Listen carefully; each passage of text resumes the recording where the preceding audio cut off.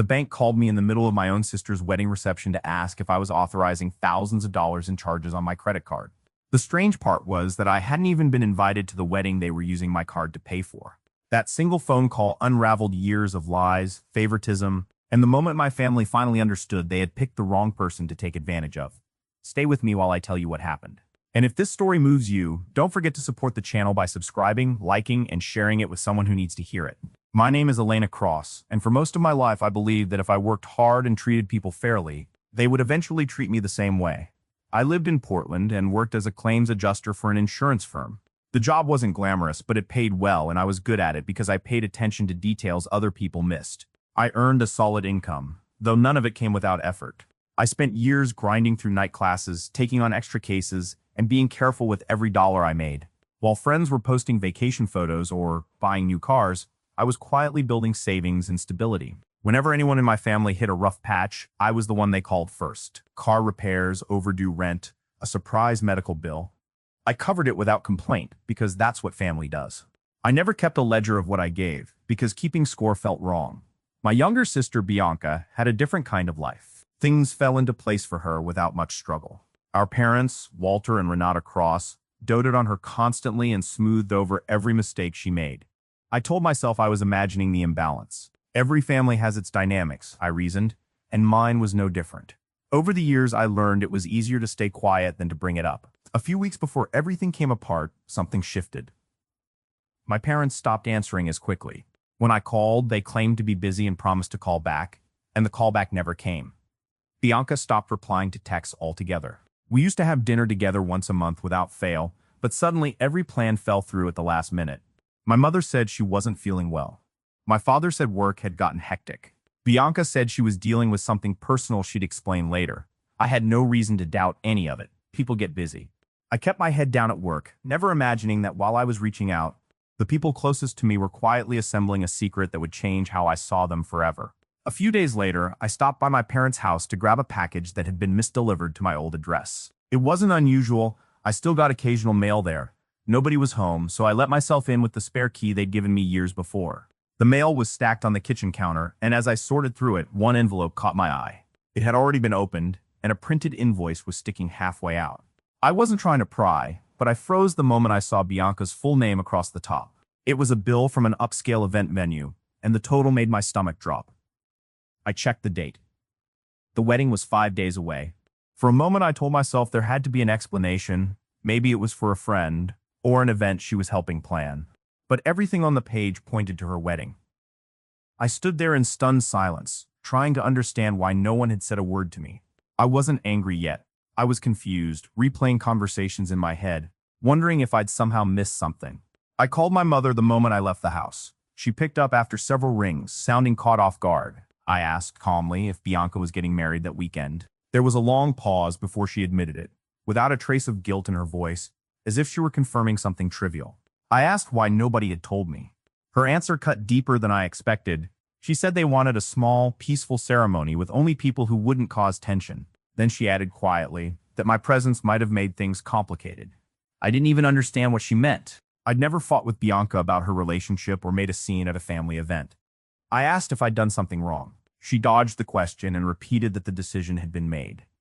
Before hanging up, she told me not to take it personally. I sat in my car for a long time afterward. The hurt wasn't really about missing a wedding. It was realizing my own family had planned one of the biggest days of Bianca's life and decided I didn't belong in it. I had spent years showing up for them without asking for recognition. Yet when it came time to celebrate something, they erased me without a second thought. I considered calling Bianca directly, then stopped myself. If she wanted me there, she would have asked. I wasn't going to beg for a seat at a table that had already decided I didn't fit.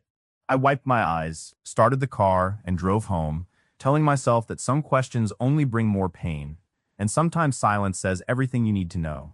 The day of the wedding, I treated it like any other Friday. I'd made peace, or told myself I had, with not being part of it, so I buried myself in work instead.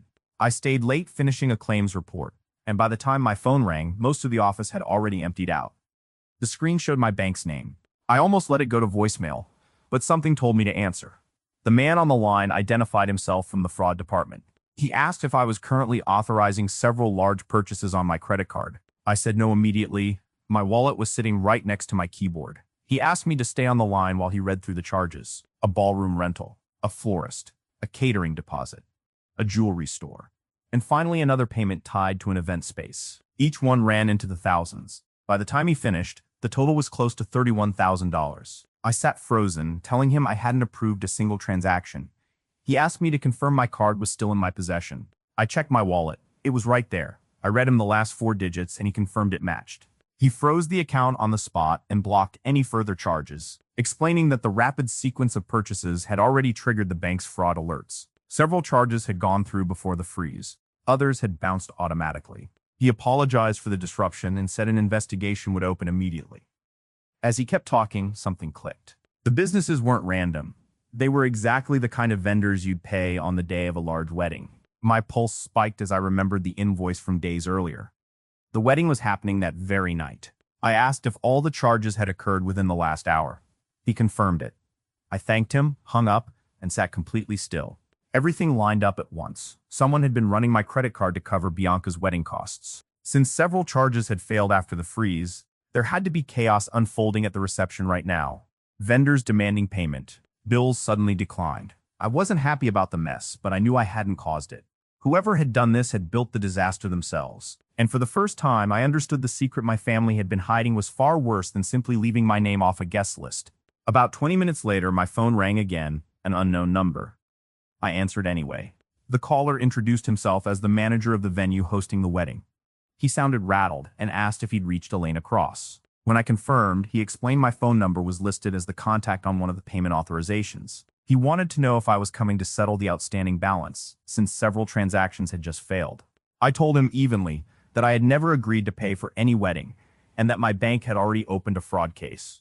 There was a long silence before he apologized, saying he'd had no idea the payments might not be authorized.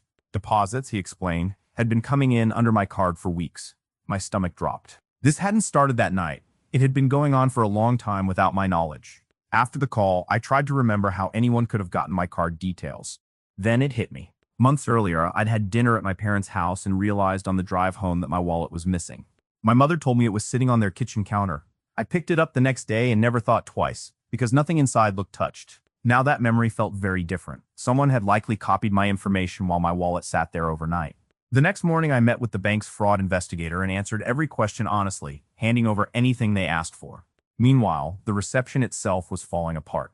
Vendors who hadn't been paid stopped providing services. The caterer refused to bring out the rest of the food. The florist wanted the balance before releasing the centerpieces. Guests noticed the tension building in the corners of the room. Bianca was in tears. My parents were scrambling to calm down furious vendors. The groom's family stood by, confused and embarrassed, with no idea why payments kept getting rejected.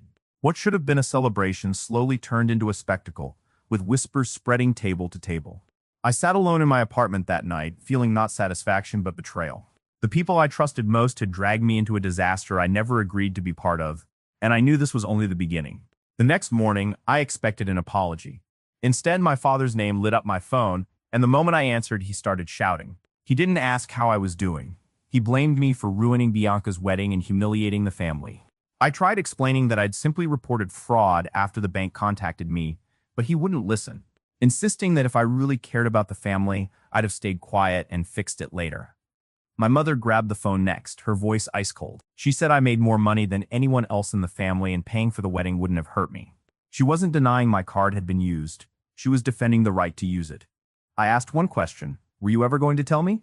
She was quiet for a moment before saying they didn't think it was necessary since I always helped anyway. Minutes later, Bianca called, sobbing so hard I could barely understand her. She accused me of destroying the happiest day of her life and claimed I'd always been jealous because things came easily to her. She never once asked how my card had ended up funding her wedding without my knowledge. She only cared that the payments had stopped. After the calls ended, I sat in silence, replaying years of moments I'd explained away as ordinary sibling dynamics. There was nothing left to rationalize now. They had planned an expensive wedding, secretly financed it with my credit, left me off the guest list, and expected me to accept it quietly. They never intended to pay me back. They assumed I'd keep earning, keep giving, keep cleaning up after them the way I always had. Something in me shifted. I stopped feeling guilty for protecting myself. The real betrayal wasn't the stolen money. It was realizing my family had stopped seeing me as a daughter and started seeing me as a line of credit. From that point on, I refused to argue with any of them. I spoke only with investigators, answering every question and supplying every document, bank statements, timestamps, my office's security log confirming exactly where I'd been that night. Everything backed up my story. A few days later, an investigator called with an update. Several vendors had security footage, and they'd agreed to hand it over. One recording showed my father speaking directly with staff while arranging payments. Another showed my mother signing paperwork tied to the wedding contracts. Neither had bothered to hide their faces, because they never expected to get caught. Hearing it confirmed made my stomach turn. I'd still held on to a sliver of hope it was all some misunderstanding. There wasn't room for that anymore. Around the same time, the truth started reaching the groom, Julian Reyes. He'd believed Bianca's family had covered the wedding costs. When vendors explained the payments had come from my card instead, he was floored. He confronted Bianca, who dodged the question, then pressed my parents, who gave contradictory answers and tried blaming the bank, the vendors, even me. The more he asked, the clearer it became that he'd been kept in the dark from the start. He began cooperating with investigators too, wanting no part of a case built on fraud. For the first time, someone outside my side of the story was asking the same questions I'd been asking all along. As the weeks passed, the case grew far bigger than anyone expected. What began as a handful of suspicious charges turned into an investigation involving multiple businesses, each with their own records and statements, all pointing the same direction. I kept working, kept my distance, and let the facts do the talking. Inside my parents' house, things deteriorated. Bianca and Julian argued constantly about the wedding fallout. Julian's parents, embarrassed by what they'd witnessed, urged him to keep his finances completely separate from Bianca's family until everything settled. My father, meanwhile, was told criminal charges were a real possibility given the unauthorized use of my financial information. My mother reacted by calling relatives one by one, insisting I'd fabricated the whole thing out of bitterness over missing the wedding. A few people believed her at first, until the documents and footage made the truth impossible to deny. Slowly, relatives started reaching out to me. Some apologized for believing the rumors. Others admitted they'd noticed the imbalance for years but never said anything to avoid stirring up drama. Hearing that stung, because it meant the unfair treatment had been visible to everyone long before I let myself see it. They remembered birthdays where my accomplishments went unmentioned while Bianca was praised for far less. They remembered how I was always the one expected to fix things while everyone else relaxed. For the first time, I felt truly seen, not out of pity, but because people finally said out loud what they'd been quietly noticing all along. After everything, I had a choice: dwell on what my family had done, or put that energy toward something better. I chose the second path. The pain didn't vanish, but I refused to let it run my life. I focused on work, took better care of myself, and finally chased a goal I'd put off for years: owning a home. I'd been saving for a long time, but kept delaying it to bail someone else out. This time, I didn't. I found a small house with good light and a quiet street, and the day I got the keys, I stood in the empty living room and smiled for the first time in weeks.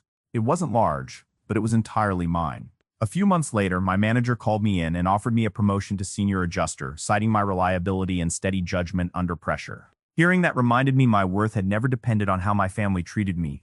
I'd built it myself. Outside of work, I started volunteering with a nonprofit that taught people how to spot scams and protect their financial information. Every time someone thanked me for helping them avoid a mistake, it felt like something good was growing out of one of the worst experiences of my life. At one of the organization's events, I met Nathaniel Cole, a structural engineer who'd volunteered to help renovate the group's office. We got to talking over lunch, and the conversation came easily.